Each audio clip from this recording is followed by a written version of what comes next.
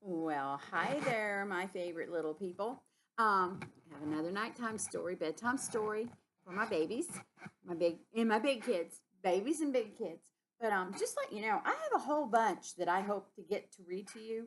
I mean, Yanni, this is something that I've always loved to do, and so I want you to pay attention in reading because you can have so much fun. You don't have to always read long books; you can read short little things. This is called Leo, the Lion Who Wanted to Love. I haven't read it to any of you guys yet. Giles Andrea wrote the story, is the author, and David Wagtauyez is the one who's the illustrator. That means he did all these pictures in this book. And this is about a little lion who just wanted to love other animals. And it's one of my favorites. I've read it to a lot of little kids in library time. Deep in the African heartland, way out on those hot sunny plains, there lived a small lion who didn't fit in. And Leo was this lion's name. There's animals out there in the hot plains. Because this is Leo the lion. Now, lions, they're usually fierce, and lions are meant to be strong. But Leo wanted to love everybody and play with his friends all day long. You worry me, Leo, my darling, his mama started saying one day. You'll never survive in this animal world if you don't learn to hunt for your prey. She's saying, Leo, I'm worried about you. You just can't play with everybody. You got to learn how to hunt. You got to eat. Oh, but Mommy, said Leo, all bewildered, I don't think I quite understand. I know that most lions prefer to eat meat, but I'd rather live off the land. He'd rather eat the flowers, the trees, the leaves, the fish, things like that. And besides, when I'm close to a zebra, a funny thought goes through my head.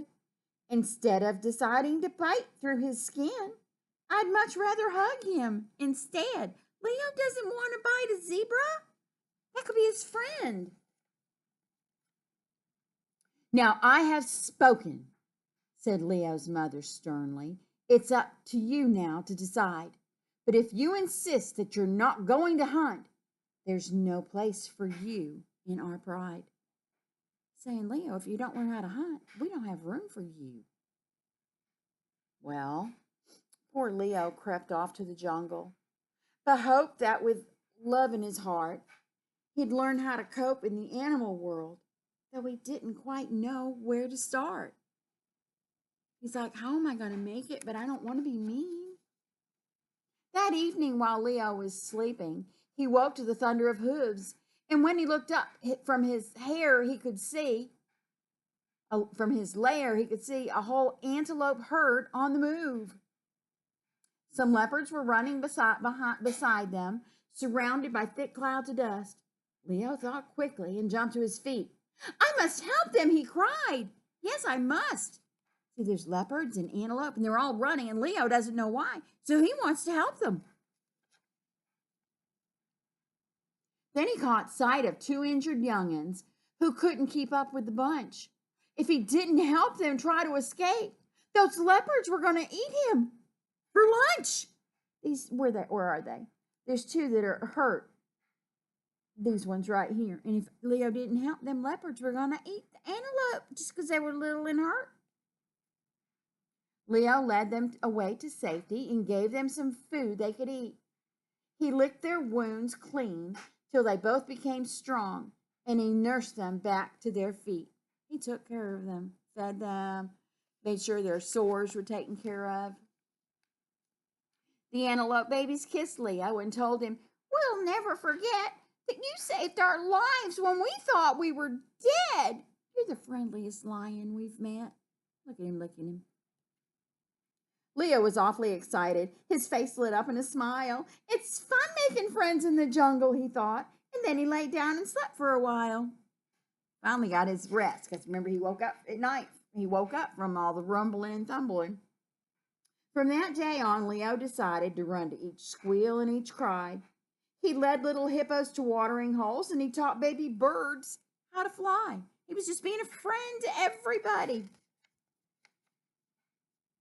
He helped a giraffe who'd been injured and a vulture who'd hurt his wing. And even though all of his friends gave him food, He never once asked for a thing. They were all giving him food and stuff, berries, good flowers he could eat, just stuff, nice weeds. Then one day, beside a wide river, Leo heard a small animal scream. He ran to the bank and he caught sight of a cheetah being swept very quickly downstream. "Please help!" cried the cheetah in panic. "I haven't yet learned how to swim. That waterfall's going to drown me, I'm sure." And when Leo heard that, with a splash, Leo boldly leapt in. He knew that the cheetah didn't know how to swim yet. It's just a baby cheetah. He managed to rescue the cheetah and push him quite safe to the side. But as he was trying to scramble ashore, Leo slipped and got caught in the tide. The river was crashing and foaming, and Leo let out a loud yelp. The waterfall wasn't far away now. So the cheetah rushed off to find help.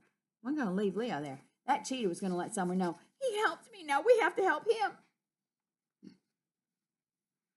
The friends Leo had in the jungle all raced to the hands right away. All raced to the bank right away. They wanted so much to show Leo their thanks. At last, they had now found a way. They didn't know how to thank him for helping him so much. He just loved them. They were friends. They climbed on the rocks through the rapids. See, there's rocks there. And they linked themselves up, tail and paw. An elephant wrapped a long trunk around a tree and anchored them safely ashore, because nothing's going to move that strong elephant. That strong elephant can hold on. And when Leo got to the rapids, the lioness slipped down her head. She lifted him gently up out of the banks. "You're safe, Leo, darling," she said. A lioness. Leo is a lion. A lioness is a girl lion, a mama lion. So they pulled him out. My son! That's his mother! You're a brave little lion," she spoke in her humblest tone. "I was wrong, now I see. Love can bring us together. Please, Leo," she said, "come back home." You know what? You've got to be strong to be different. And when you've got love on your side, you've got the most valuable gift that there is. We want you as king of our pride. They brought, Leo went home and they made him king. At first, his mom said, "If you're not going to eat animals, you need to go away." And he went and helped all those animals, and then he saved them, and then his mama saw how everybody loved him. They brought him home and made him king. That is the end of this bedtime story. So I want you to close your sweet eyes, rest, relax, okay? Be good so you can see another story time. I think I might read A Gift Bear to the King next, okay? But anyway, these stories are so your moms can set them up where you can watch what they want you to watch, okay? Granny loves you all so very, very, very much, okay? Just know, if I could be there reading this to you tonight, I would, okay? But this is a special way to keep stories to you. I love you. Good night.